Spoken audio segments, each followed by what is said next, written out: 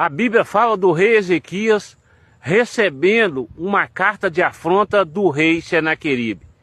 Ele era um covarde, ele era um assassino, ele era um corrupto e estava zombando da fé do rei Ezequias, perguntando quem poderia livrar.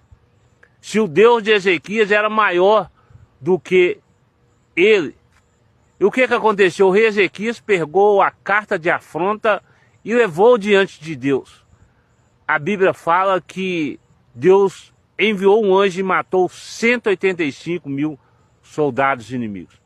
O que eu quero dizer com isso? Eu não sei qual tipo de afronta você está enfrentando. Eu não sei se é no serviço, se é na sua saúde, se é na sua família, na sua vida sentimental, financeira, profissional, conjugal e familiar. Eu só sei que Deus tem poder de te dar a vitória. Que Deus abençoe a sua vida. No monte orando por você.